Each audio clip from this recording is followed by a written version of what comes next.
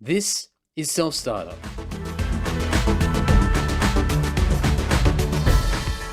Hi folks, welcome to Self-Starter, a podcast that highlights small business owners, the self-employed and freelancers who have taken the plunge to create their own desirable lifestyle. My name is Andy Dowling. I'm also the host of the Andy Social podcast. I play bass in the Australian metal band Lord, and I'm a dispute resolution specialist. You can follow me on Instagram, Twitter, and Facebook by following @Andy Dowling, or you can go to selfstarter.com.au where you can learn more about yours truly and anything and everything to do with the self-employment world. Now, this week's episode is with Phyco Health, and in particular, Phyco Food Co. We talk seaweed science. So Phyco Health's founder, Pia Winberg, is a marine ecologist who's based in the Shoalhaven, and she's created this business in the hope of the Western world, and in particular Australia, finally catch up with the East when it comes to seaweed farming, which from my understanding is already a $6 billion industry. So hopefully we can catch up soon. The health benefits of seaweed in our diet and in varying applications are quite tremendous, and it's still an unknown when it comes to the general public. So as a result, Pia's pushing a food range which includes muesli, pasta, corn chips, herbs and spices into the market in the hope that more Australians warm to the concept of including more seaweed in their diet. This is a really, really interesting story and really cool where it's a clash of two worlds between science and business. And with Pia's background being in science, she's certainly had her challenges as she's had to learn on her feet going through her business journey and trying to build what she's created. The business itself is located in the old paper mill in Bomaderry, and it's utilising local resources, in particular local marine farming, to help build the business, support the local industry, and create more awareness of seaweed science. So as always, all links and resources we speak about will be found over at selfstarter.com.au. And if you want to listen to the full unedited episode with Pia, you'll be able to hear it over at my other podcast, being the Andy Social podcast in episode 122.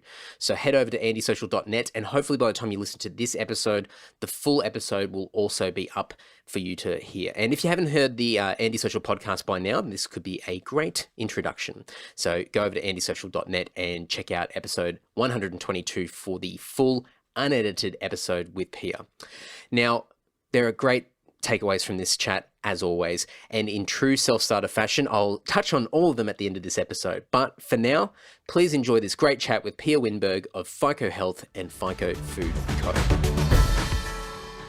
Well, Pia, thank you so much for inviting me to this weird and wonderful place that I kind of didn't, well, I knew it existed, but didn't really know it existed, considering I went to the wrong place to begin with. But thanks for having me. No worries. I guess before we kick right into it, do you want to give a brief introduction of who you are and what the business is as a whole? Yeah, sure. So I'm a marine ecologist. That's my background, and originally from Stockholm, Sweden, but moved to the region just 20 years ago now, and live in Shoalhaven, but Mollymook Way, and was very aware of that conflict between marine ecology and conservation that was happening in the region and the history of the fishing industry here. And so people are losing jobs from that industry, and I'm trying to protect the marine environment. So there's got to be a middle ground solution instead of just conflict. And then I brought with me the ideas of seaweed farming, which was about improving the sustainability of aquaculture, and being a seafood town and a seafood region, that should be something that we could do here. So that's the journey I'm on. Okay, so I'm trying to think of where to start with this. There's so many different things, but I mean, I went on your website and had a look, and it's this clash between, and I mentioned this before we started recording, your background in this science background now clashing with the business world and trying to make a sustainable business, but also having all the benefits of for the environment and the industry and whatnot. But there's so many products that you're creating out of seaweed. Yeah. And I think in theory, if you talk to the everyday person, they'll understand seaweed and they'll probably understand some benefits maybe of seaweed, I guess for the environment more so than anything else. But I think there's probably still a lot of stigma around seaweed products. Yeah. Unless you eat some sushi and every once in a while. Yeah, yeah. So I looked at this and I was amazed, and I went, wow, there's so many different things, not just from a food, like human food, but like also for agriculture, skin, digestion, all these different things. So did you start with one product and then sort of went, oh, there's actually more opportunities here, or do you already have an idea of where you're going to go? Well, no, seaweed's there's a platform of opportunity. It's a new, I'd say, you call it then biomass or crop, that's just really unexplored in the West. If you look globally, seaweed is a $6 billion global crop. That's a B as well. B. Billion. Yes. It's farmed. Most of it is farmed. So they're seaweed farms. Most of them are based at sea. But most of it's happening throughout Asia. And even though it's big now, it's just grown, it's exploded in the second half of the last century. It was only really started in the 1940s by it was a female scientist in Britain who, Kathleen Drew Baker, who unlocked the sex life of Nori. So Nori seaweeds that we have around our sushi rolls have a really complicated life history. Wow. There's 3 sort of different stages of their sexual reproduction, 3 different kinds of organisms to deal with. And she unlocked how that works. And that's what the Japanese jumped onto and established the first Nori farms back in the 1940s. And they actually have a national day, the Kathleen Drew Baker Day in Japan, celebrating this British scientist who started the industry for them. And so that, of course, we now have that throughout our supermarkets. So that's really skyrocketed, but it was the first seaweed crop. And that's 1940, so it's not even a century old, but it's really skyrocketed. And now Japan grows that. China has taken on growing kelp to supplement the whole population for iodine deficiency. Iodine is one of the biggest causes of iodine deficiency is one of the biggest causes of brain damage in the world. And seaweed is a way to get it. Seaweed's very rich in it. So they grow that for iodine. But not only that, they now grow that for alginate, which is now a global commodity. And further red seaweeds have started to be grown in the Philippines and Indonesia to extract carrageen, which you might know is from Irish moss and cough lozenges and things. And each of these 3 different seaweeds have very different properties. It's like saying potatoes, blueberries and capsicum, very different things. Wow.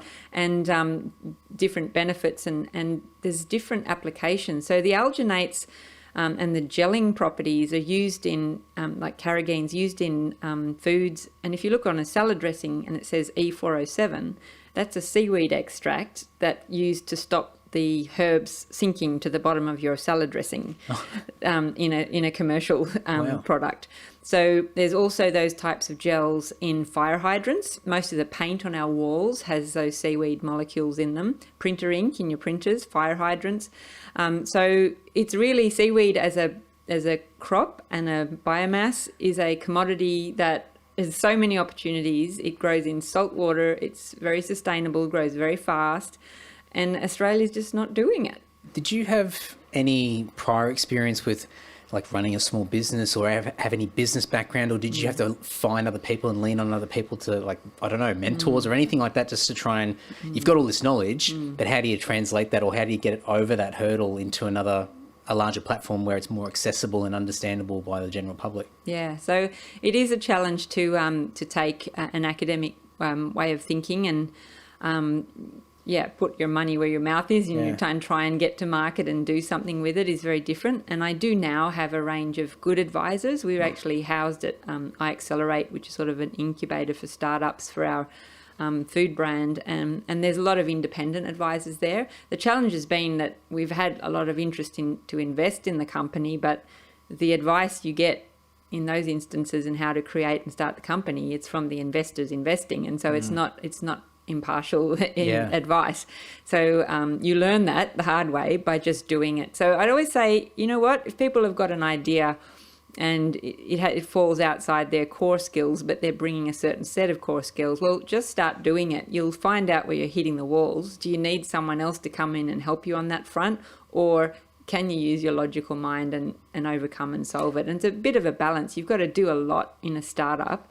That is, get your accounting systems up to speed. I never needed an accountant before I started a business, and now I, know my cloud-based accounting systems and have a reliable accountant. But in those things you learn and can take on. But and as you scale, you've got to start bringing other people in that can take over those jobs for you. But it's a slow process, and I always start small and take the little steps rather than taking some giant leap and having all these chasms that you've got to get over.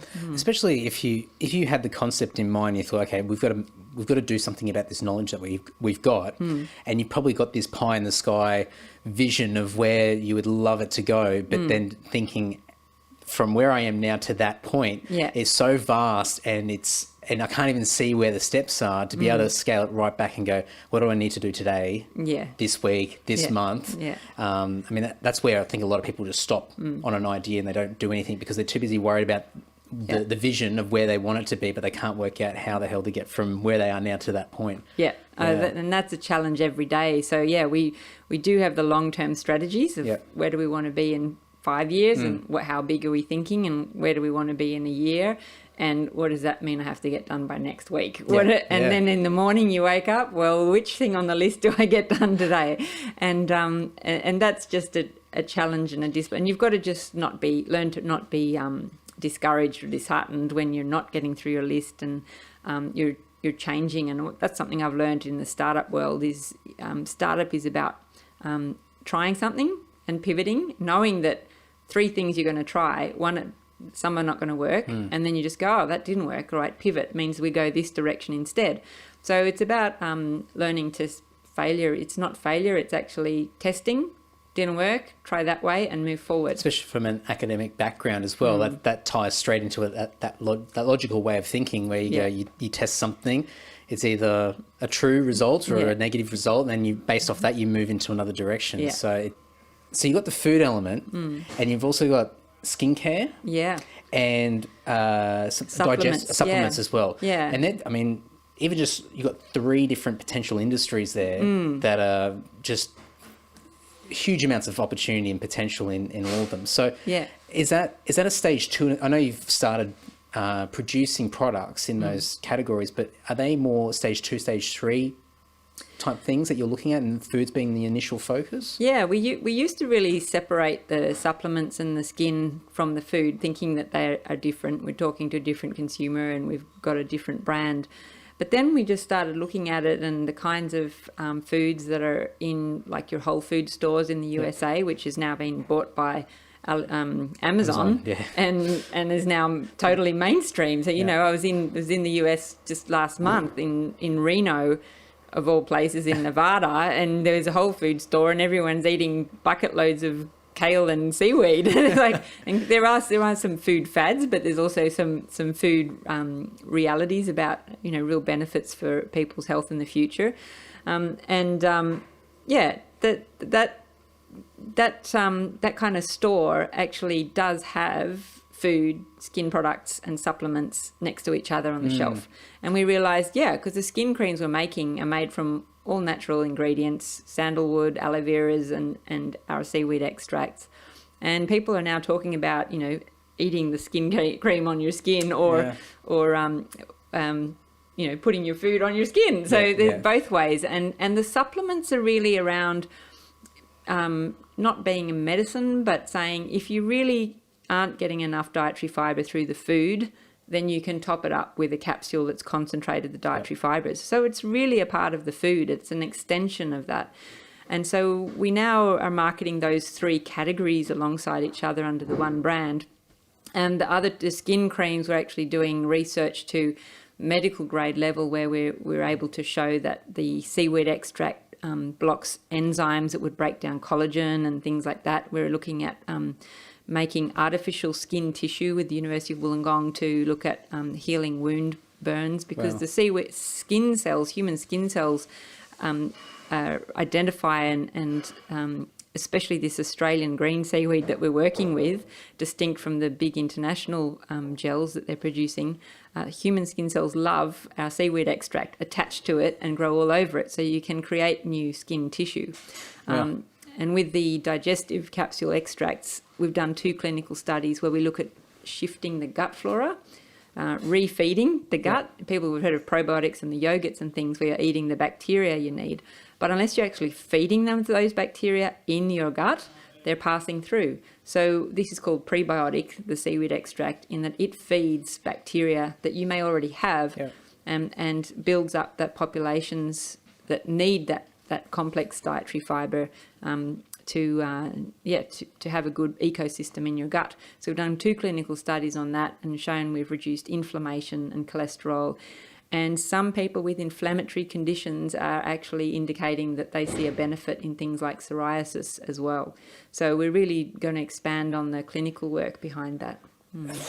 Possibilities are endless. It's incredible. So, would you, or are you thinking about, because obviously there's an end consumer opportunity where your everyday person is able to buy these products and get value out of them. But are you looking like from a business to business opportunity where you're providing products to, the medical world or different businesses that can then use that as a tool for their own services as well? It's like because that's obviously a massive opportunity there. Yeah, it is. So we've gone all the way to a food brand ourselves because we realise nobody gets it. So we've got to create this brand that shows people what we're talking about. And that's taking traction. But as we scale, of course, our ingredients and the molecules we make will have applications for other companies and their products. And, in the medical side, especially the, tissue healing and, one day you're looking at, maybe printing someone's ear with 3D. We're actually printing our seaweed extracts at the Uni of Wollongong into structures, scaffolds that cells can grow onto and into. And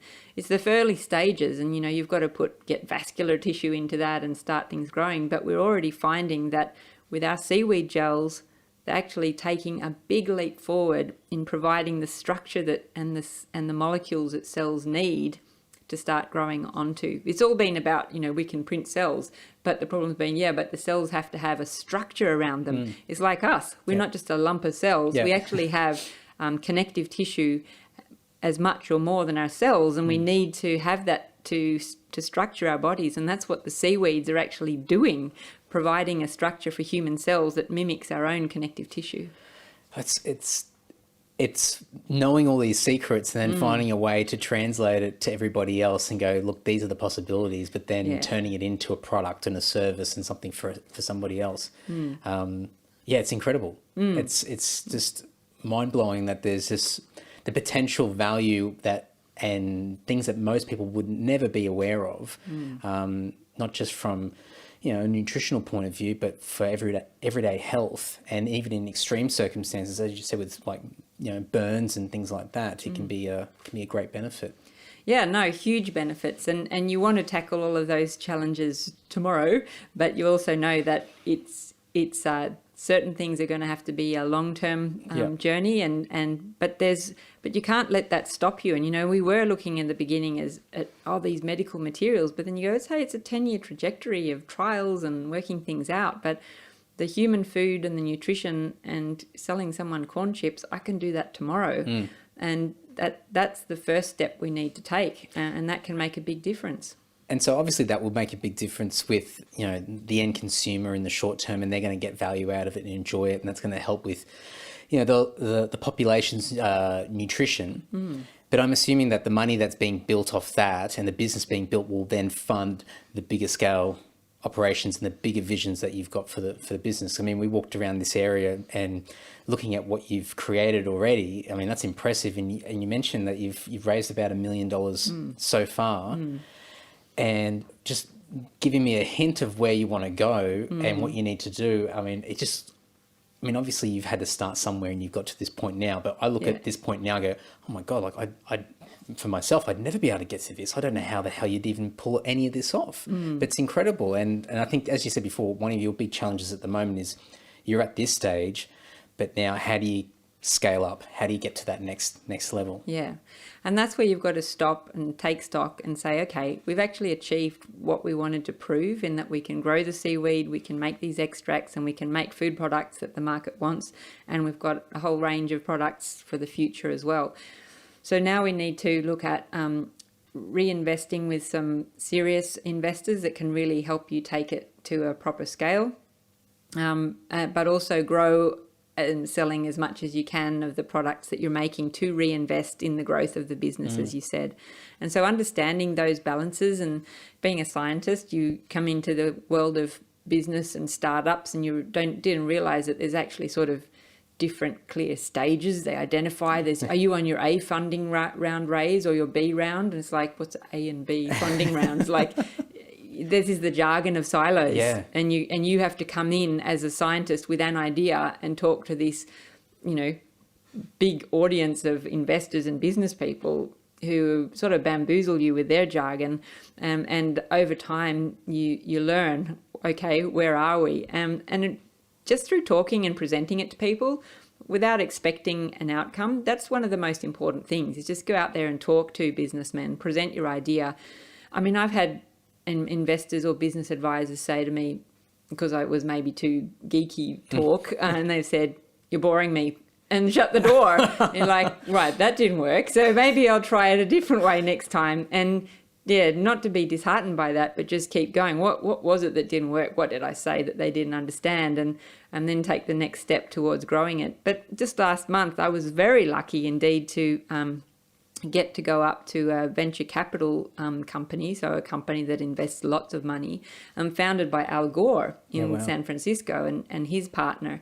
And I got to go up there and speak to the co-founding partner about what we're doing, and they loved what we're doing. They invest in renewable energy because they see that making change is around investing in businesses that will make the change. Yep. But of course, renewable energy being solar and wind farms, they're sort of starting platform for their venture capital funds, $30 million. And we're like, well, I'm not ready to accept $30 million in the company right now. And then you realize, okay, I'm at this stage of growth. So what I need now is investors that invest at this amount. And I need to think about getting the structure of the company right. So, because as it grows, I'm not talking here about a cozy little cottage seaweed industry, which would be wonderful, but it's not going to make an impact in the sustainability or the nutritional objectives that we've got. So it actually, the big solutions to the big problems, they have to be big, and we have to think big, but take the small steps to get there. Do you think that being a little bit naive and not understanding how a lot of that works has been a bit of an advantage at certain times, because you've probably stepped into, as you said, some of those situations where you probably shouldn't be. And if you had that knowledge, you go, oh, I'd never do that. But sometimes you might find that there's new opportunities, or you learn a lot quicker because you don't have that hesitation, because you don't know. So you can go in there and for lack of a better term, you can sort of play the dumb card and go, I don't understand, and this is my idea, what do you think? And then you might get shot down, but you learn a lot quicker than... Absolutely. Yeah, you haven't got that hesitation. Yeah, no, you've just got to go in there and be prepared to take the falls and get up again. And that's something you just, in your head, you just go, yep, it's going to be tough days, but you just got to pick yourself up, and reflection and looking back has been really important, because like you said, I get up every day and I'm going, oh, this isn't working, or that's not working. But then you stand up and you look at the pilot factory we've got, or the seaweed farm we've got, and the carbon we're capturing, and you just go, wow, that's pretty unique in the world. And then that just goes, okay, we're on the journey. I'll get over this next little hurdle. And you do have to reflect on that a lot to move forward. And on the advice, like, you get a lot of conflicting advice, you get different advice, and you've got to sort through your head what's making sense, what's not making sense. And make a decision, and not umming and ahhing for too long, going, I don't know the answer. You have to make a decision and try it. Yeah. That's the way forward. 2 steps forward, 1 step back. That's right. Kind of thing. You're going to learn quicker and grow quicker. Even if it is an initial mistake, you can recover a lot quicker than just sitting back and waiting for the perfect moment that makes enough sense for you to make that next step. You can go, look, there's enough there that I can take that risk and give it a shot. Yeah, exactly. And you look at things, I say, like, wow, the iPhone 1 wasn't very perfect. The iPhone 8, is a lot better, but they didn't wait for the iPhone 8 to come out. They start and you realize, well, that's progress. What we look like today is built on what people tried 100 years ago, and we're always standing on the shoulders of everyone who's gone before us and taking the journey further. And the good thing is that when you do get to that high level where you really you've got to the point where what you've been aiming towards, most people forget where you've come from anyway. You'll remember, and that's good for reflection and rewarding yourself, but most people won't remember the first few stumbles and the rough patches, because they're focused on what you've become.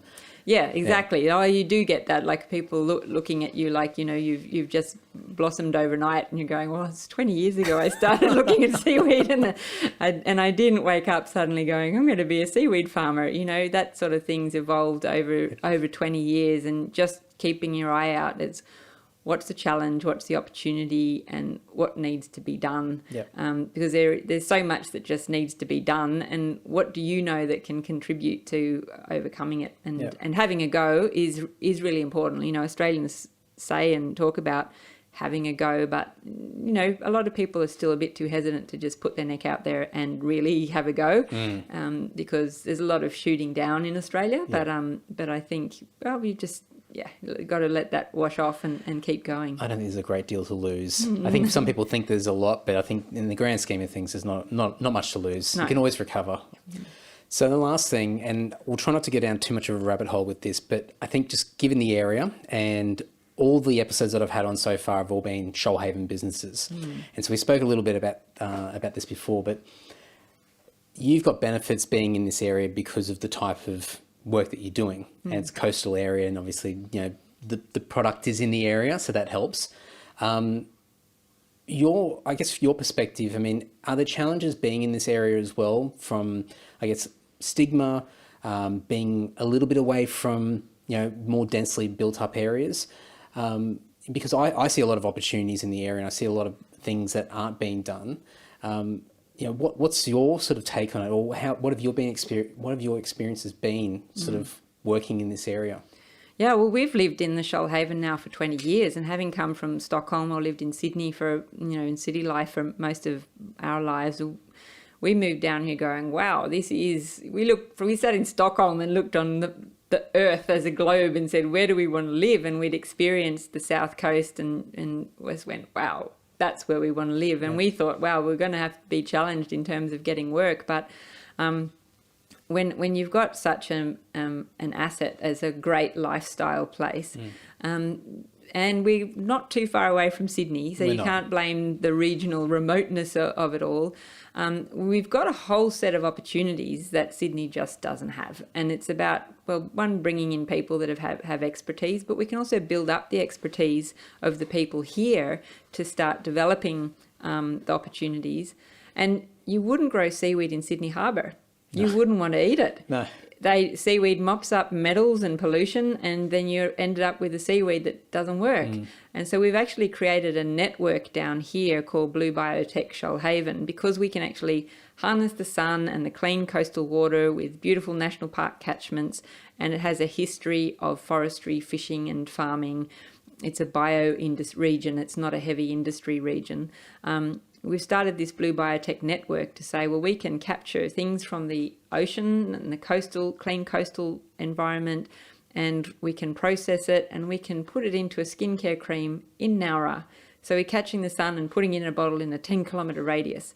And you could not do that in Sydney. No. You wouldn't want to do that in Sydney.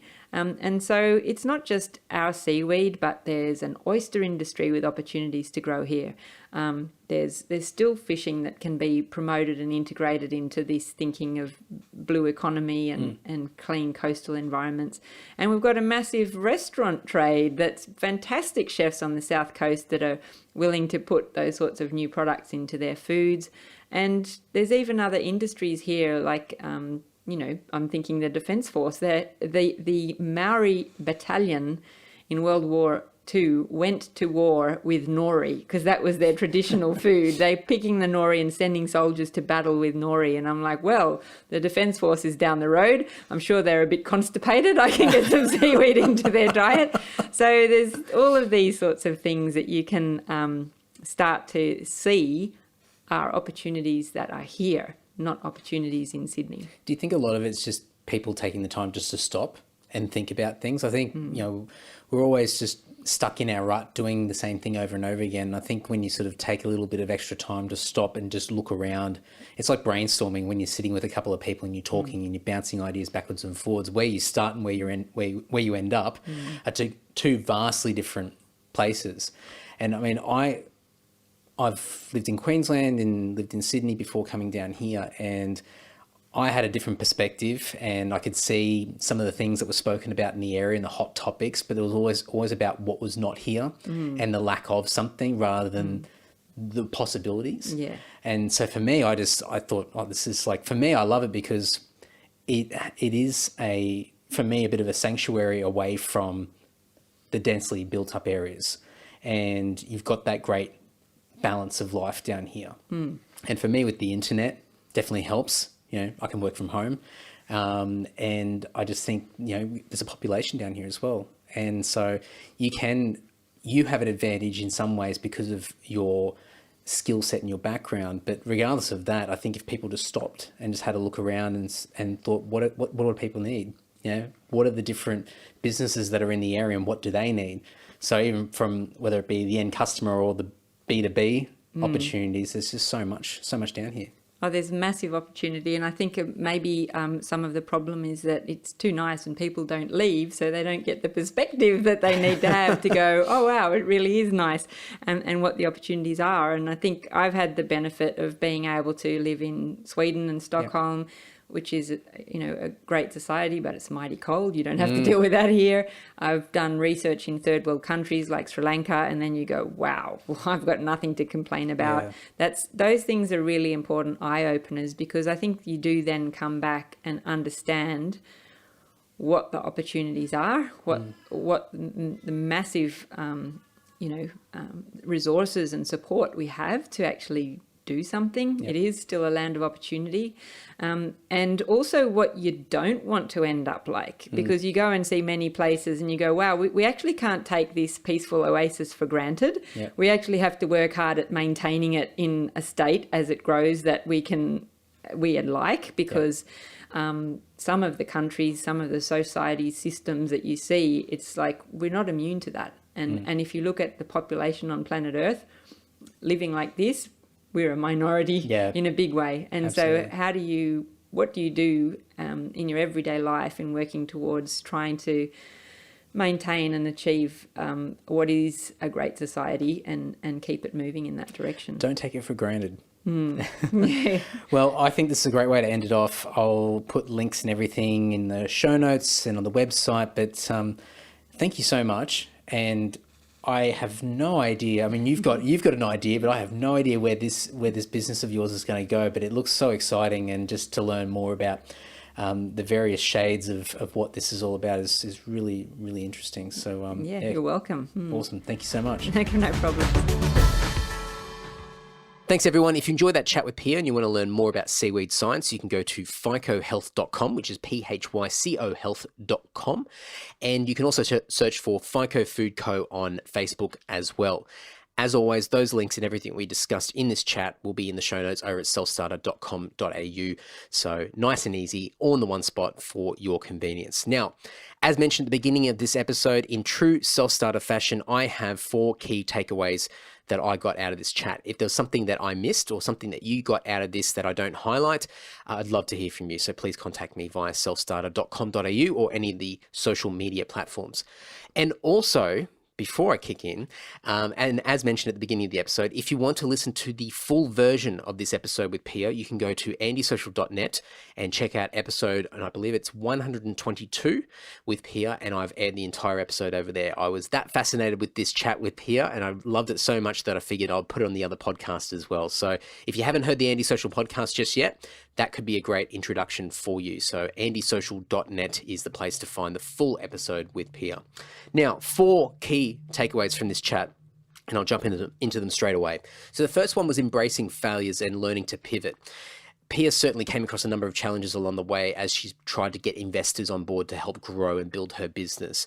And she's been rejected many, many times. So most people, and me included, would probably really reconsider whether we are doing the right thing and even contemplate throwing in the towel. But Pia certainly hasn't done that, and she's continued to learn from those experiences, take on feedback from people and criticism, and grow and build her business and learn to pivot at critical moments as well, especially at particular times where she feels that she may be going in the wrong direction, and getting some critical feedback from a potential investor may help her steer in the right direction. So Failures are always a bad thing in the sense that it makes us feel bad, but if we can remove the emotion from it and take the factual information from it and learn from those experiences, it actually helps us learn a lot quicker.